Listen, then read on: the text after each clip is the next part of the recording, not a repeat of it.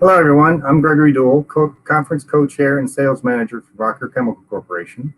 Welcome to the International Silicone Conference, organized by Rubber and Plastic News. I'm sure you're enjoying the variety of speakers and topics offered throughout the conference. Our speaker this afternoon is Nicolas Lugo. Nick has been part of Hexpol Compounding for 5 years.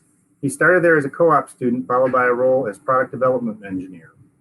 He's now technical manager for the NAFTA Silicone Division, Hexpol Silicones. Mr. Lugo has gained valuable experience in developing and processing silicone compounds, as well as organic compounds for a multitude of manufacturing settings in industrial, automotive, and in aerospace goods. He earned his degree in chemical engineering from the University of Akron. Mr. Lugo will be presenting the advantage of silicone rubber in safety with a focus on wire and cable. I now turn the discussion over to Nick. Hey, thank you for the introduction, Gregory. Today we're going to be talking about safety wire and cable, a review and analysis of silicone safety insulators. To start with, I'd first like to give a brief history of the safety and wire cable, as the methods of protecting the wire and cable have been around for a little bit over a century now. In the past, we used lead enclosed metallic conduits, and we have also both used fabric and ceramic enclosed conduits. We now use more common metallic conduits, and in the last couple of decades, we have switched to self-certifying polymers as well.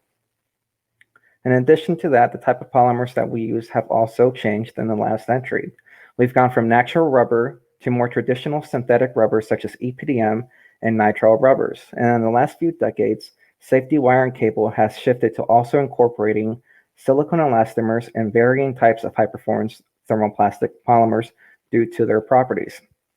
And that's not to say that all safety methods have been obsoleted, and many are still being used today and have evolved. For example, instead of using asbestos-enclosed wires, we now use mica paper to wrap and protect wire composites when necessary. Furthermore, instead of using lead-enclosed conduits, such as the one seen in the bottom left, we now use more common conduits made out of aluminum or galvanized steel. With these changes in safety and wire, we have seen added benefits, particularly for the silicone side. We see that it's halogen-free, it has an innate flame retardancy, it's also very low in toxicity and smoke emissions, and it does have a very long service life and good dielectrics.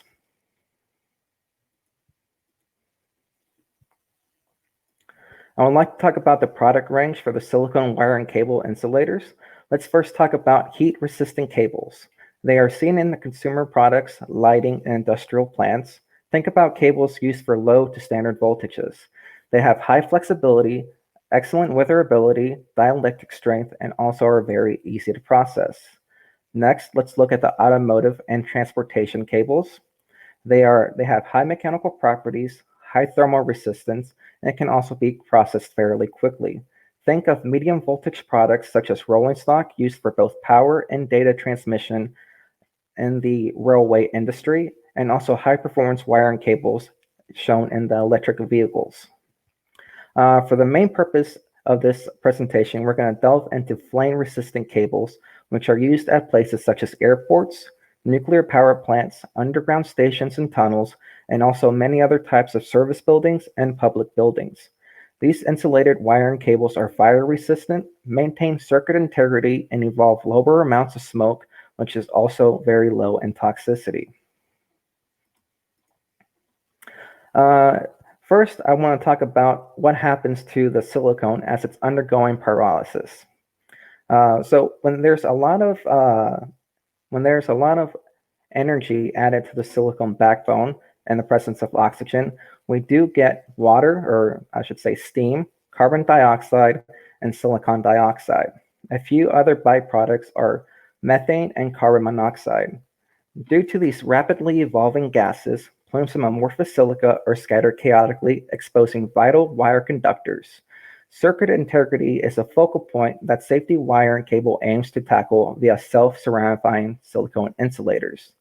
These sorts of cables are both flame resistant and retardant, and when the ceramic is formed, it is further reinforced by the conductor it protects by its overall housing design. These sorts of safety wire and cable add security to devastating emergent situations by giving civilians more times to evacuate and allowing firefighters more time to safely clear evacuation zones. And as said before, this is why these tools are employed in hospitals, nuclear power plants, and public buildings in order to keep elevators, emergency ventilators, alarms, and lights running. Now onto the standards of safety wire and cable. The table below illustrates common standards for safety wire and cable that silicone developers use when engineering products for the wire and cable industry. As we go further to the right of this table, we go from simple flame retardancy, which prohibits the spread of flames on the rubber jacketed wire and cable, to fire-resistant wire and cable. As we go further to the right of the table, we go to system circuit integrity, and further to the right, we see smoke capacity and smoke toxicity. Today, we'll be focusing on UL 2196, which is the standard of fire test for circuit integrity in fire-resistive power, instrumentation, control, and data cables.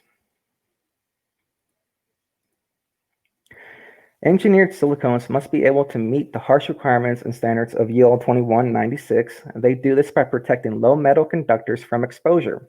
They protect the wire and cables from short circuits due to water hitting the live metal wire by maintaining a functioning sintered layer around the metal conductor. In essence, a ceramic shell forms around the conductor. The ceramic shell momentarily protects the live conductor from water spray and temperatures in excess of 900 degrees Celsius, which may cause the low melting conductor to have an undesired open circuit.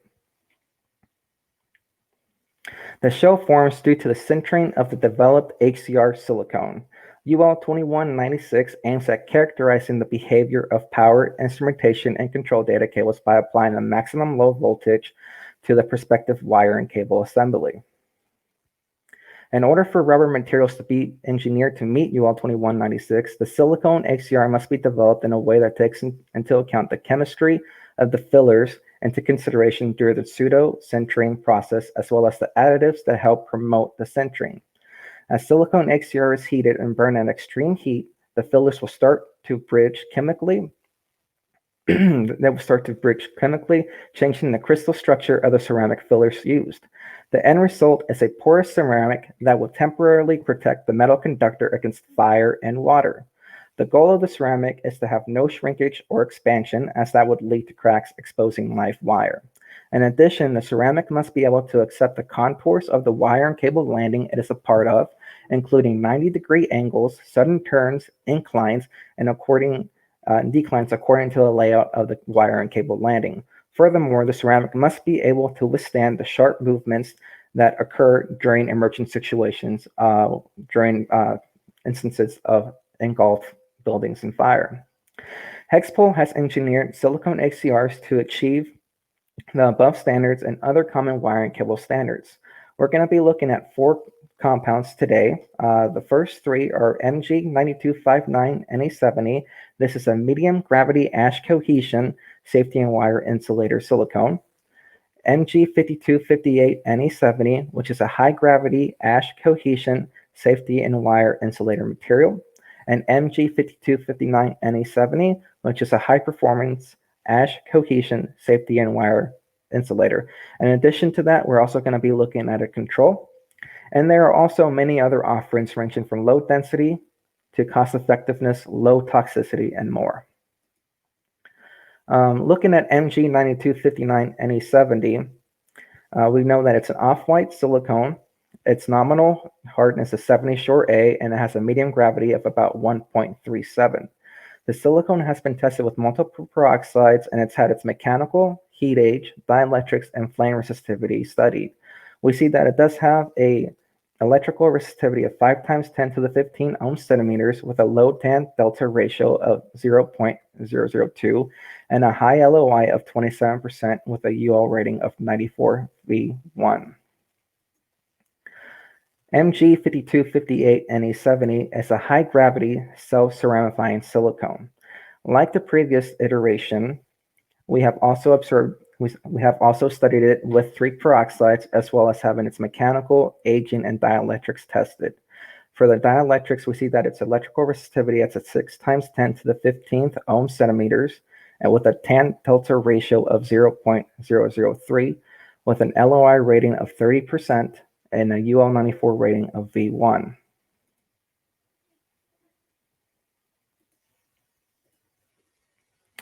MG5259NE70 is a high-performance self-certifying silicone that also comes at a nominal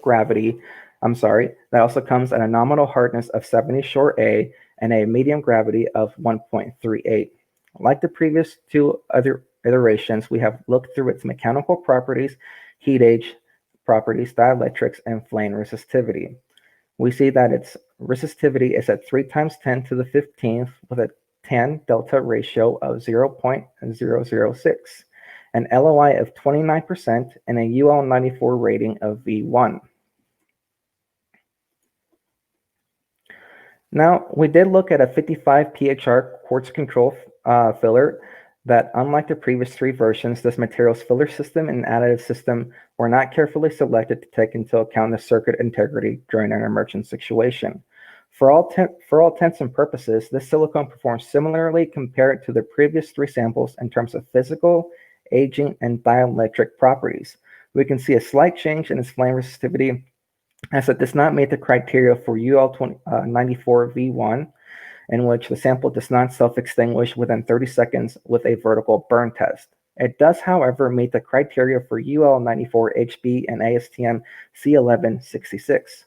So we already start to see a slight difference in flame resistivity, but for all intents and purposes, this product is a trustworthy silicone wire material that can be utilized for many general purpose wire and cable applications. Now on to the results. Silicone samples were prepared by post-curing silicone slabs for 4 hours at 392 Fahrenheit. The test specimens were cut to 5 inches by 1 inch after post-curing and had a thickness of about 75 thousandths of an inch. Specimens were then heated to 900 degrees Celsius in a ceramic furnace using a 10 degrees Celsius per minute ramp. They were then held at 900 degrees Celsius for about 2 hours. For 2 hours. As we can see, the control tested at 0.20 newtons when testing its yield strength via a 3-point flexorial test that we see demonstrated up in the upper right picture. In addition to this, it did go through total disintegration as seen shortly in the next couple of slides, and so we did consider it as a total loss of weight, which would translate to a total loss of structural integrity. MG9259 performed good with a yield strength that's about 2,000% higher than that of the control, coming in at 4.85 newtons. It had a jagged break when testing its yield strength. In addition to this, it did not go through a drastic change in length or width and had a weight loss of about 46.3%. MG5258 also came in really well, performing a little bit better than 1,000% higher than that of the control, coming in at 2.39 newtons in terms of its ceramic yield strength. It also had a jagged break when testing its yield strength. In addition to this, it did not go through drastic changes in width, length, or thickness, and had a change in weight of about 44.57%. MG5259 performed well as well. It did have a ceramic yield strength of 2.14, which comes in at about a little bit less than 1,000% higher than the control. It did have a It did have a straight break when testing its yield strength. Like the previous two samples, it did not go through a drastic change in length or width and had a weight loss of about 42.6%. Unlike the previous two materials, MG5259 did not experience any blistering and also experienced very minimal macro cracks.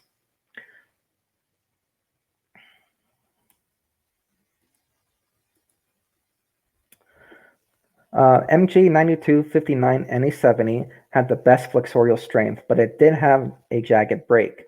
The jagged break is indicative of uneven charring. In addition to this, the very slight blistering it also had is indicative of that as well. It also had a very flat-like sound when tapped against a hard surface. As we can see on the image on the right, the SEM image, we don't see any micro cracks. However, if we look at this over here, that's just from preparing the sample in order to get it imaged. And we don't see any micro cracks. However, we do see a lot of this furry, or it looks a little hairy, but that's just amorphous silica that we see there that is trapped within the ceramic, and that is due to the porous nature of the ceramic itself. Remember that it is porous since we do want it to retain that volume while it's burning. So the samples themselves did have a very slight bend, which is indicative of a flexible ceramic during the burning process, as seen down here. And these two right here are MG9259, and then these two on the bottom are MG5258, if you can't see the PowerPoint. All right, on to MG5258. This is a highly loaded version of MG9259. And as before, it did have a jagged break and blisters, which is indicative of uneven charring, as MG9259 had. In addition, the ceramic formed is very similar in terms of feel, sound, and topography of that to MG9259. However, the flexorial results seen in the previous page shows us that simply adding more mineral filler does not equate to an overall better ceramic after sintering. However, it did perform good during sintering, as the smooth surface did not have any micro cracks in the observed sample. And down here we can see that the scanning electron image does not reveal any kind of micro fractures other than the fractures when preparing the sample itself.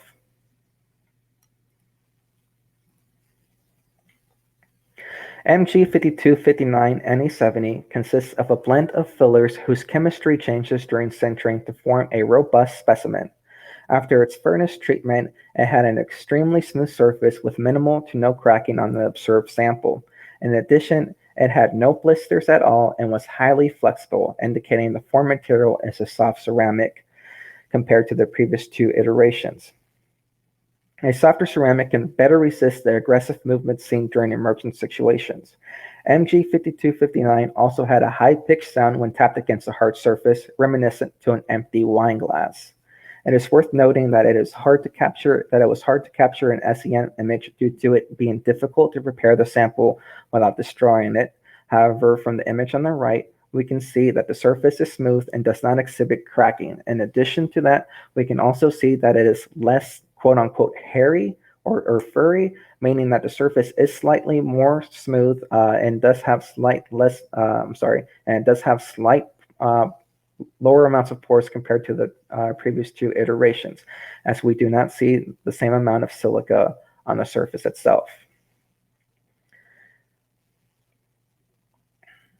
Lastly, the control was brittle and in multiple pieces after placed within the furnace, which is indicative of the silicone byproducts not undergoing sintering while undergoing pyrolysis.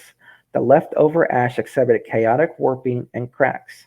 It is worth noting that the blisters and cracks seen in the image It is worth noting that for the previous three iterations and even for the control, that blisters and cracks seen in the image does not translate to a poor formed ceramic, as sample preparation is highly difficult and does not translate to what is seen out in the field. What we want to take a look at is how are they coming out of the furnace. We can see that MG5259, MG5258, and MG9259 all had good structures. Coming out of the furnace, whereas the control is completely brittle in many pieces. So even though there might be some blisters and cracks, that won't translate to what is seen on the field unless, of course, it does look like the control. Furthermore, it is important to note that the conductor itself serves as a support as well to the ceramic that is formed. It's important to realize that the silicone insulator plays an important role in an overall wire and cable assembly, but likewise, production, construction, and engineering of the wire and cable assembly play vital roles in the developing of a successful self-certifying wire and cable installation.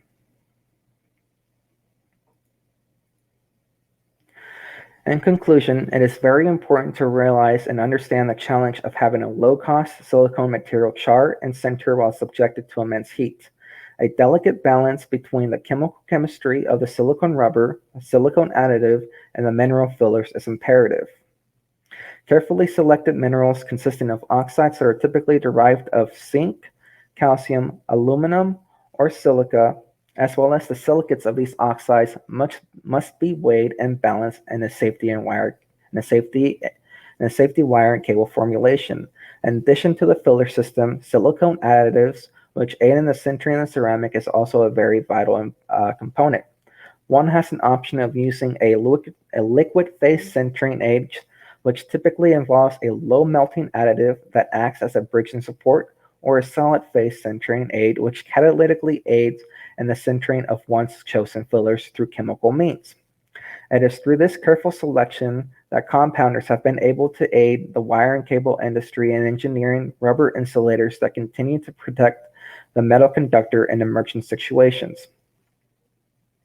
It is through this study, as well as through many hours of field studies, that Hexpol has been able to find the correct balancing act between polymer, additive, and filler selection in order to deliver a self-certifying silicone that can meet specifications such as UL 2196.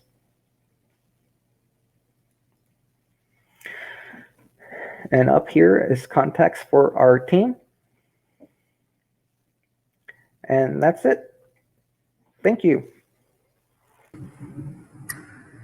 Thank you, Nick. We have a few questions. So can you tell us why are you focused mainly on UL 2196? So UL 2196 and also DIN 4102 do test the entire wire and cable assembly. So it takes everything into account from the raceway of the wire and cable, that the wire and cable composite sits on, to the conductor it's protecting, to the jacket that's around it. So it takes everything into account, even the supports that go through the raceway. So basically, it's a lot more aggressive when it comes to these tests.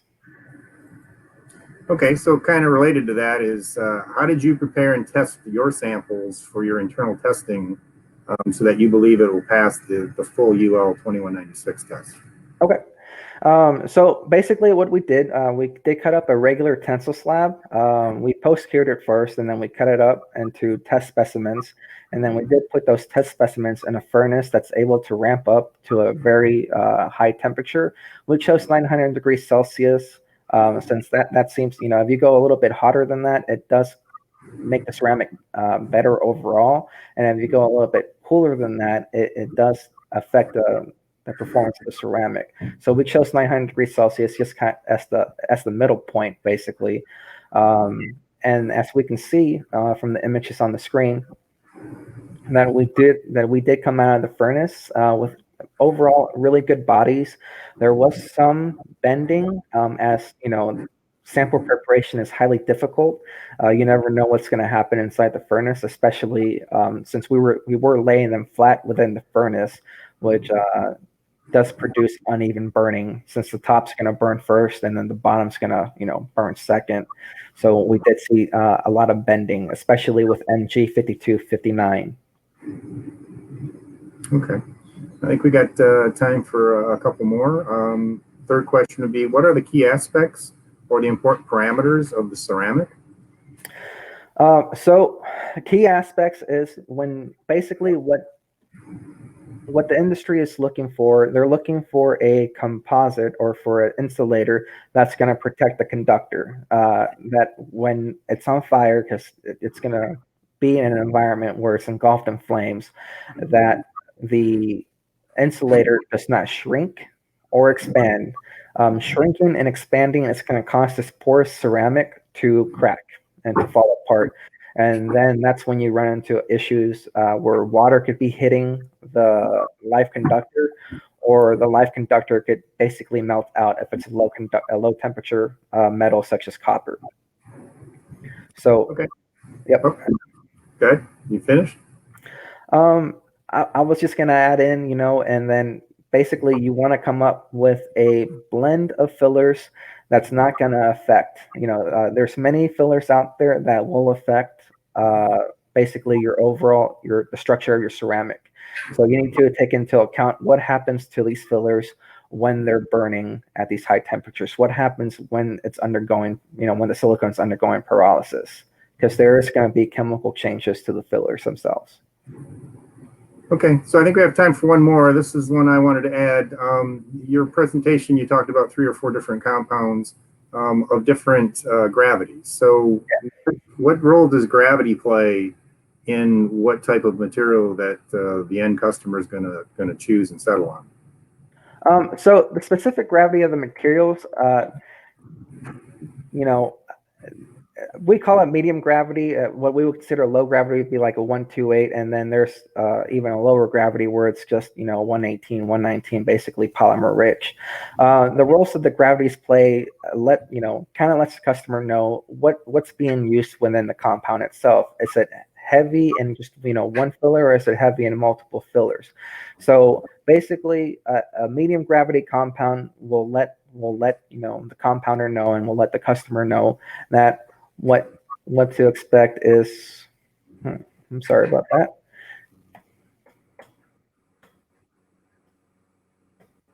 A high gravity will let the customer know that it's low in cost. However, as we saw from the results, that a higher gravity does not automatically translate to a better ceramic. Just because you're putting more quote unquote filler in there that's gonna help the ceramic doesn't mean that we're going to get a overall more robust ceramic.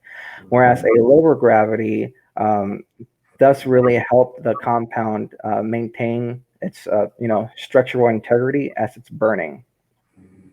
Okay. Because basically it's richer in the siloxane, that which turns into amorphous silica, which acts as kind of like a catalytic binder for the ceramic that's forming. Whereas if you add more, heavy particulates in there, you're kind of diluting that out.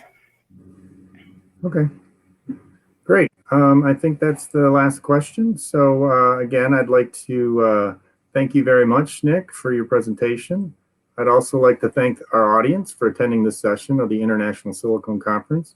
And thank you to our sponsors for supporting this conference. If you want to revisit the session or any of the others from the conference, they'll be available on the Rubber and Plastic News website, rubbernews.com, after the event is completed. Don't forget that you can also connect with your fellow attendees here through the virtual networking program, which can be found at the left side of your screen. Simply click on the Meet icon to start connecting with others. Thank you for joining us today. I hope you'll return tomorrow at 9 a.m. Eastern to view Bill Wood's insightful paper on preparing for the next economic recovery. Thank you and have a great day.